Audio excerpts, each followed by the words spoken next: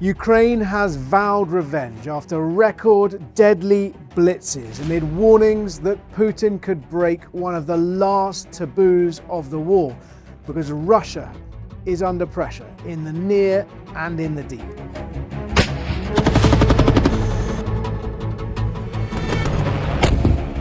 Kyiv again.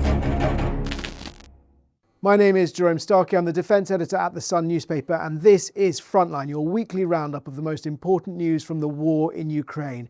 It has been a week of massive, devastating and deadly attacks on Ukraine. Ukraine has replied, but this has been a week where we've seen 2,000 missiles and drones launched at targets across Ukraine. Some 24 people killed in an airstrike on Kyiv, the capital, dozens more injured in Kyiv, right across the country from the far west to the centre of the country. And that is why President Zelensky has vowed revenge. In his words, asked the armed forces and the intelligence services to put forward possible formats for our response. That is, according to Ukrainian media, code for long-range strikes. Ukraine is going to hit back. Devastating pictures and footage of an apartment block which has effectively collapsed, or part of it collapsed, under one of those bombardments.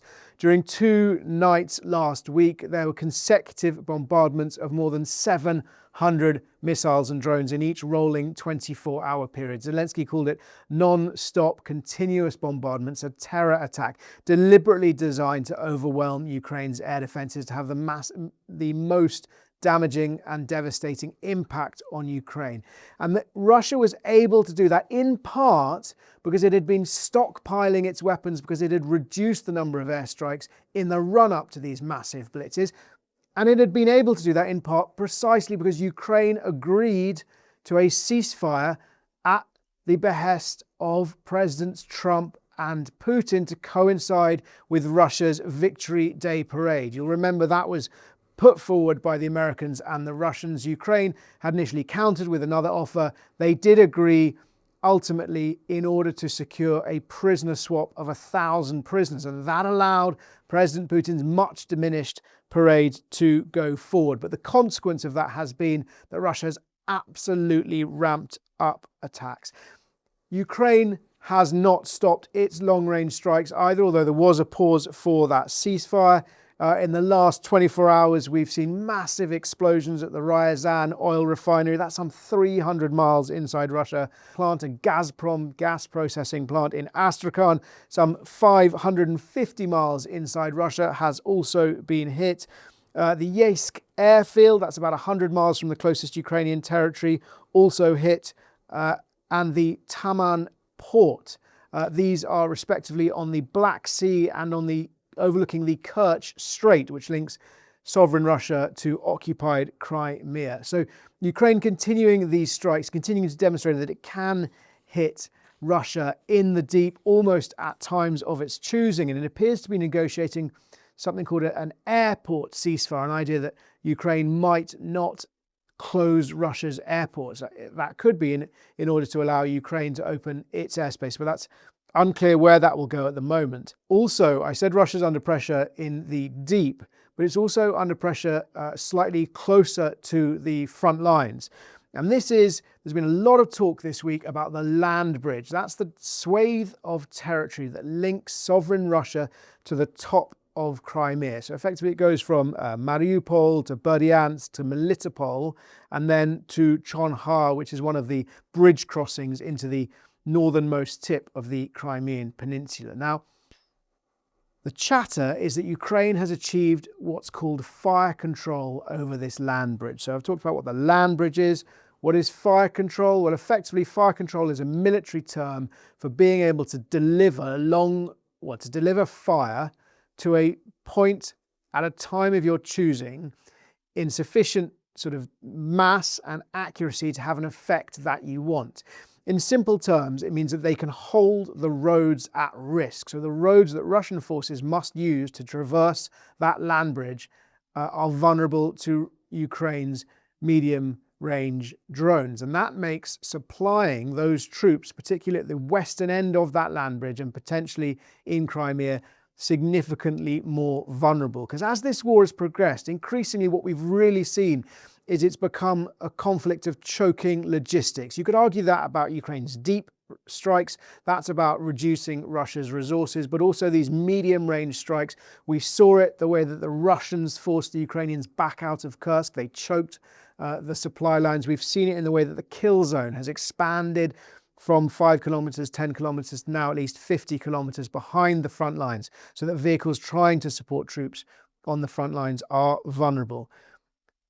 That land bridge under threat, it's not the first time, but threatening that land bridge, just to show how important it was, that was the goal of the 2023 summer offensive, Ukraine's first big summer offensive, which ended disappointingly because Ukraine was unable to break through the Surovikin line, those well-defended Russian lines. But what they wanted to do then was to punch south through Orikhiv towards the Sea of Azov to cut that land bridge. And if they couldn't cut it, then at least to get within artillery and rocket range of it. They couldn't do that in 2023, but they've found, or maybe they found, another way of doing it, and that's with these medium-range drones. I mentioned that Russia may be about to break one of the last taboos of the war. That taboo has been the decision by both sides not to hit civilian decision-making centres. That's the jargon word, decision-making centres, that Russia has used for it. But what it means is not hitting the parliaments, not hitting the institutions of government.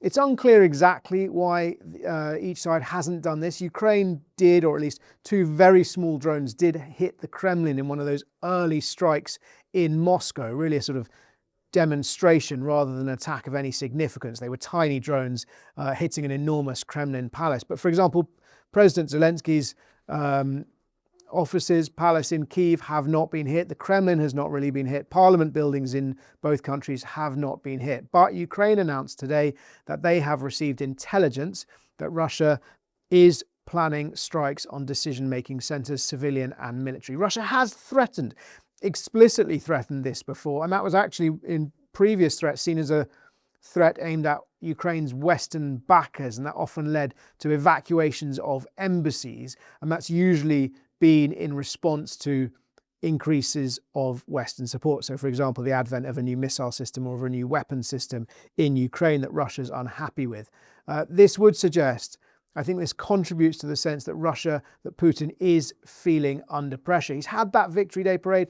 He's had that short ceasefire that he needed in order for that parade to go ahead. And the very fact he needed that ceasefire was in fact a sign of Russian weakness, or rather proof of Ukrainian strength, because they could hold that parade under some degree of threat. But we've also seen other signs and symptoms suggesting that Putin is feeling nervous, and that's increased security around him and around Moscow, suggesting that he fears his own security and the security of his regime.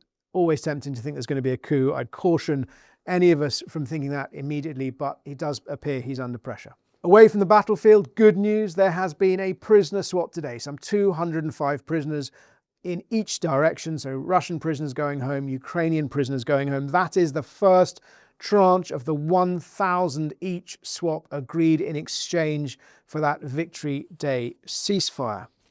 In the politics inside Ukraine, we've seen President Zelensky's former right-hand man, Andriy Yermak, appear in a corruption court. He denies any wrongdoing. He's accused, or he's been linked to the corrupt purchase and construction of a luxury home outside Kyiv. This is significant. Ukraine has been historically a corrupt country. If that corruption is touching President Zelensky's inner circle or touching President Zelensky himself, then it's really significant because it risks undermining support for him and support among Ukraine's allies for supporting him, if there are fears that all this money, or that any of this money being sent in to support Ukraine, might be stolen. Yermak has denied any wrongdoing. He's being investigated by Ukraine's own institutions, which have were involved in a power struggle, have regained their authority. And also in the politics, interesting reports, unconfirmed reports, that Germany might consider buying Ukraine's Flamingo missiles as an alternative to Tomahawk. They are both long-range cruise missiles. Tomahawk is significantly more capable, more resilient, but nonetheless, this is to do with the ongoing row between Germany and Donald Trump. Most European NATO nations are being forced to consider alternatives to some extent to American weapons because of how erratic Donald Trump's policies towards Europe and NATO have been. As ever, if you have any questions, please ask them in the comments below and I'll do my best to answer as many as I can next time. I'm going to get through 3 today. Interceptor drones. One of you asking if they cost $2,500 each. Isn't that still an extravagant way to shoot down Shahed drones? Well, potentially, yes. I mean, potentially these drones can be manufactured for even less than that. But is $2,500 extravagant if that drone could kill someone, if that drone could destroy a home or a vehicle? The destructive power of a single Shahed drone, I would argue that if it explodes on its target or anywhere near sort of a collateral target, is likely to be in excess of the cost of the interceptor drone. So, and relative, of course, to the cost of a Patriot, $1 million, then in fact these are incredibly efficient weapons to use. Question number 2, why do we not see the brutality of this war on mainstream media? I think it's a very good question. There's a couple of reasons. Fundamentally, the real horrors of this war, which are often recorded by the FPV drones, which show soldiers being killed, which show soldiers being maimed, which show the aftermath of civilian casualties, it is horrific. And certainly the sort of taste and decency guidelines in what you call mainstream media, legacy media, newspapers and newspaper websites prohibit us from showing that sort of level of gore, fundamentally because it's deeply disturbing and we are read by adults and children alike. You can find it if you really want to find it. I would urge you extreme caution. I've seen too much of it, and try and avoid seeing it. I don't think you need to see it to understand the horrors of what's happening. And final question today. If an embassy was hit, if a foreign embassy was hit, would that be considered an act of war? Short answer, possibly. It would depend on a couple of things. It would depend on the intent of the strike. And let's say Russia hit an embassy in Kyiv, you could be certain that they would claim it was an accident, they would obfuscate, they would create uncertainty to try and wrong foot the response. There are precedents for this throughout history, but perhaps the most memorable is in 1999 when America bombed the Chinese embassy in Belgrade. Now, the official story and the most credible story perhaps is that that was an accident, but there were credible investigations at the time suggesting that it wasn't an accident, and in fact the Chinese embassy had been rebroadcasting signals and gathering intelligence on American weapons for the benefit of the forces that America was fighting.